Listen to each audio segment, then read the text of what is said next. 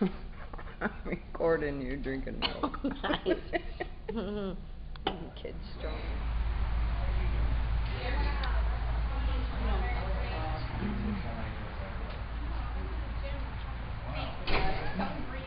Perfect. My brother Matt, this is Brittany. Hey, how you doing? Nice to meet you. Thanks for doing this. I'm just trying to... The mother. He's coming around. I said, when are you available? And she'll send me the availability. Thank These you. are Dad's sister's daughters. Okay. Look how pretty everybody looks. You doing video? I do have it on video. Mom. Our mom couldn't be here today. I'm trying to give her the... Make her feel like she is.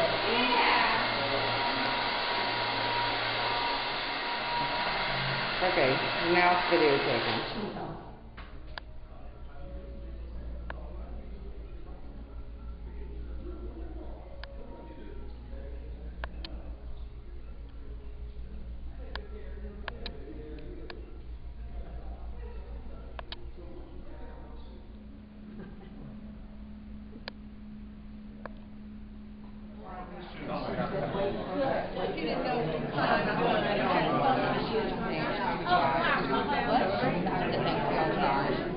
Okay, you start walking, I'll follow. What's that? I'll follow. I'm just...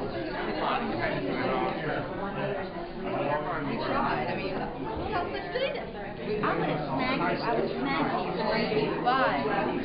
What I do is... Yeah, you go first and I'll follow you. I'll just... You're gonna follow me? Yeah.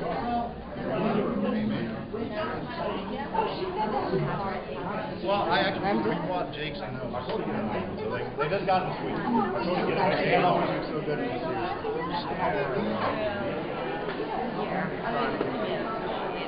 Are we supposed to sit in the family?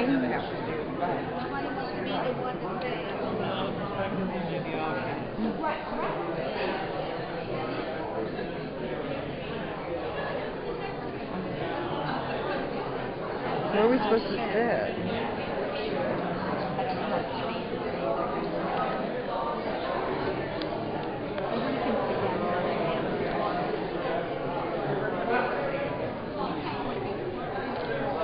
They have pews like this.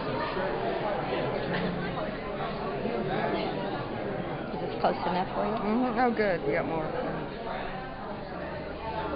His birthday's next weekend. I know.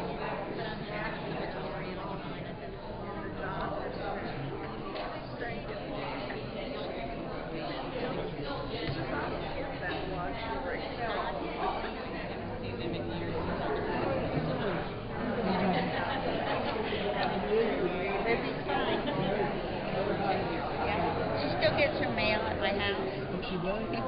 And I called her the other day and said, "Miss Beth, you got one of those camera tickets?" And sit in.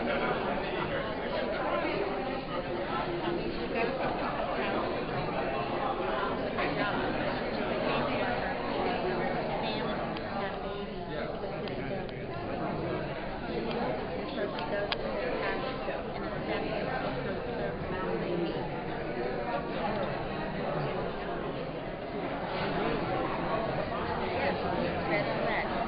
He's in elementary.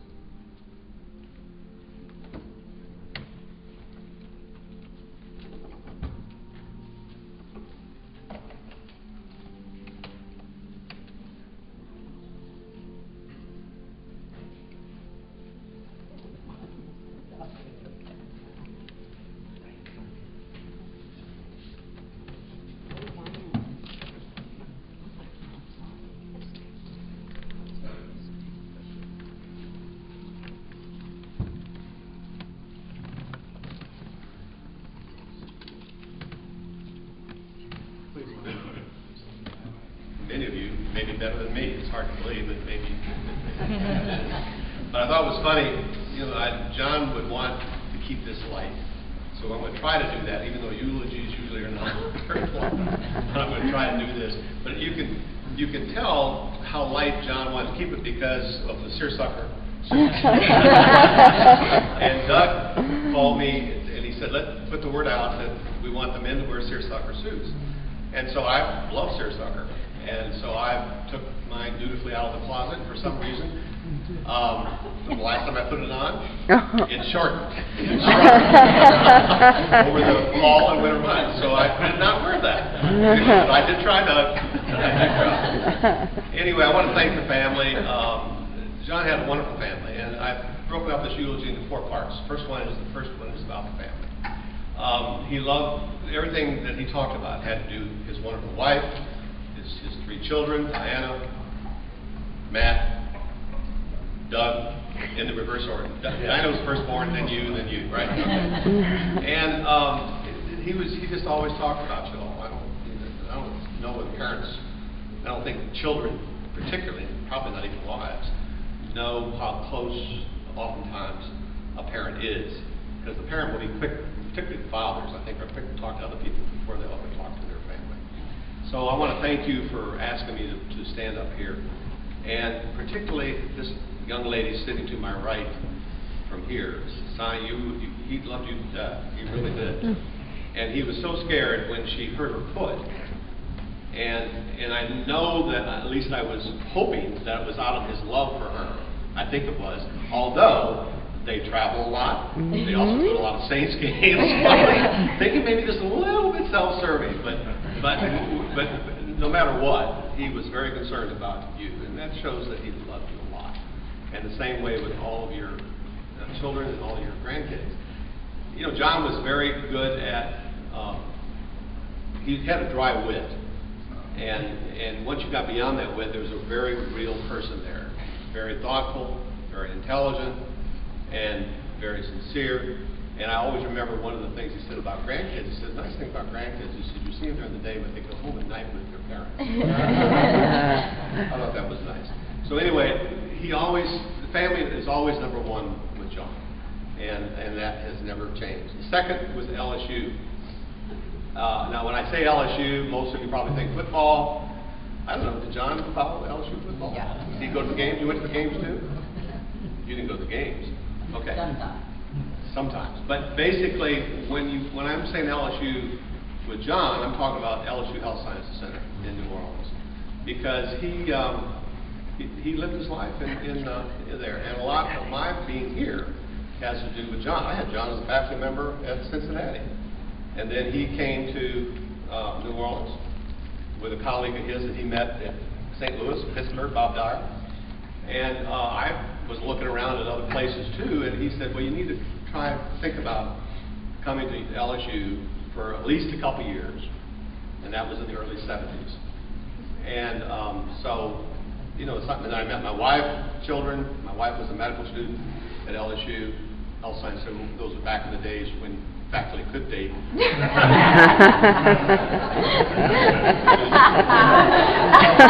anymore.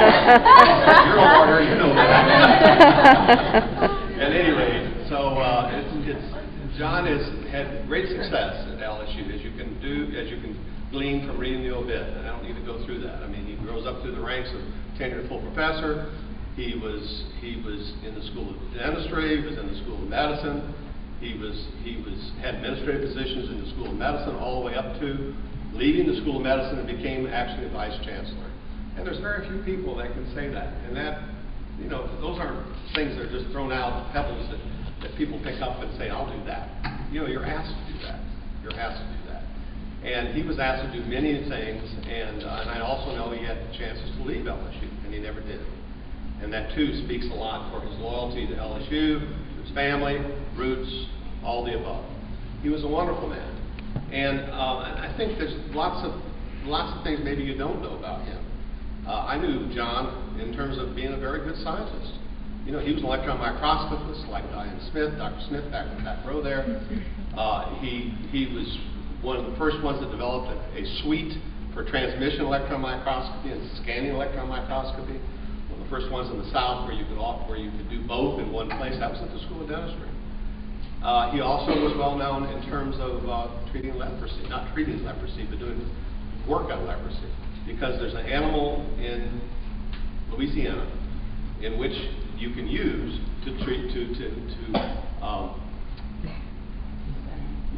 not treat, but do research on, and it's an armadillo. And he and Bob Dyer did research, leprosy research, and they had patients also that they could get tissues because one of the orthopedic surgeons at LSU was permanently placed in Carville.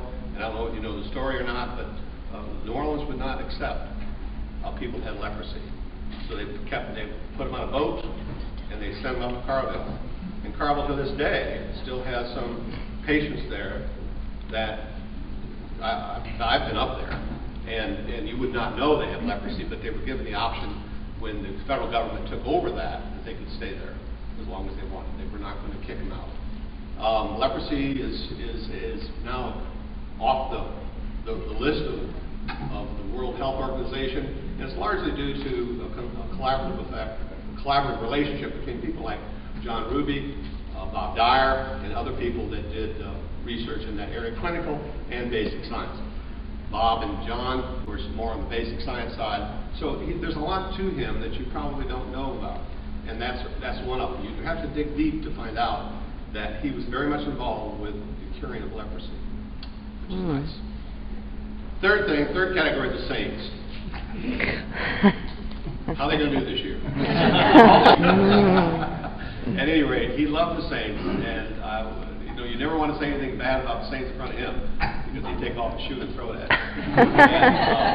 But at any rate, he loved the saints, as do. And then the thing that was very, very dear to his heart is where the reception's going to be at noon, and that's Lafreniere Park.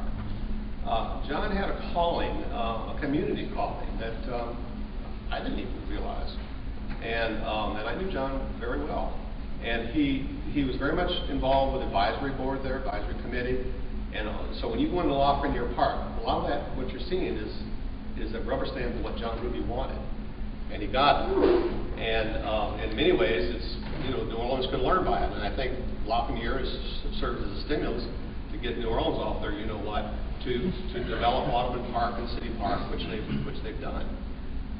So John is it's a very proper place to have a reception to honor John, because he was a happy-go-lucky guy on the surface. Underneath it all was a very serious person, and he certainly read my beads a few times when I caught him in a more serious moment. And but he really was a happy person. He wanted to be happy. He didn't find people that were unhappy that he didn't really want to meet them when he met them. He really didn't want to be around them for any length of time because he was a happy person and he wanted to be happy. He stayed that way. And last but not least, a very dear friend of mine and his died in 2006, and she always said she was going to write a book about LSU. And she didn't get a chance to do that. And when she was dying, she said, "You're going to have to write the book, me." And I said, "Well, maybe not." At any rate, I will say this, that John Ruby will take up a large part of that book. If I get it written, I'm going to really try. really going to try. That's hoping that I'll be around for a little bit to do that. So he's an amazing man. It's nice to be able to stand before you and talk about John, because he really was different and special. And thank you again for letting me to talk about such a wonderful man. He was a giant of all. Good morning. I'm Doug Ruby. I am the second born. Middle child syndrome. Firstborn son makes me the proverbial neglected middle child.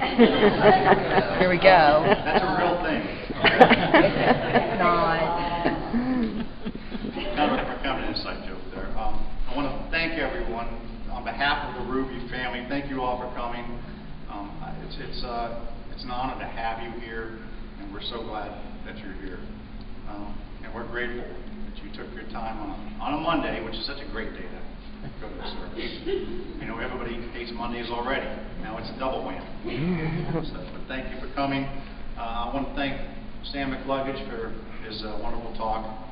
Note to self, never follow Sam on a talk. So, I think we're honored to have Sam do that, so thank you. I want to thank Tom Payne for squeezing us into his schedule. He's a very busy man, and we were glad to have him here, so thank you. We're fortunate. A few people I just want to recognize real quick for various reasons. Number one, I want to thank my sister-in-law, Wendy, and her assistant, Olivia, for their great care for Dad in his final weeks. They did a great job, very difficult job, and they did a great job, so thank you for that. I also want to thank Desiree Quirk. I don't know if she's here or not. Is she here? Desiree is an RN and a friend of the family, and she did a terrific job mentoring Wendy and Olivia and helping them treat Dad.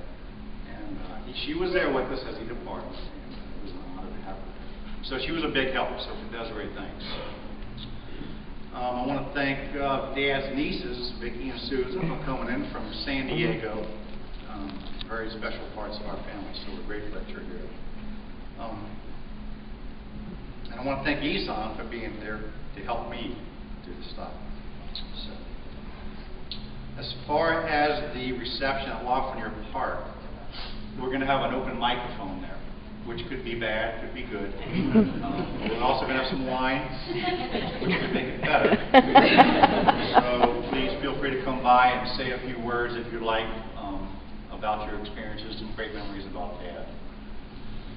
We could talk about Dad's golfing experiences with Norman Davidson. Dad learned his swing from Norman, unfortunately. Dad loved golf. Golf did not love Dad, though. I look out here and I see so many different families that people accumulate in their lives. Not just the family, but I see the Parkway family, Parkway Church. I see the Sunrise Community Club family. You know, I see the neighborhood families. I see the LSU families. It's just wonderful to have these little groups in your lives that all seem to come together and make you who you are. So it's so great to see you guys here. On a personal note, I feel like, I guess, the luckiest guy in the world. They say you can't pick your family, you know, but we really hit the lottery with this guy. So I feel fortunate to have had the dad I had. And also to have had him in my life as long as I did. I mean, 56 years. I mean, who gets that? So, I mean, Dad had his mother in his life for 76 years. It might be a world record. But having my dad with me for 56 years, it's been a blessing. And to get to know him on an adult basis, you know, as a friend, and be able to travel with him. That's been another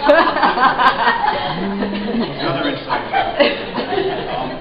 But Isan and I were able to travel on their 50th wedding anniversary around South America.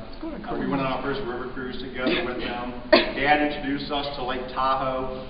And Isan and I go back every year, so that was, you know, just a blessing to enjoy your parents as friends.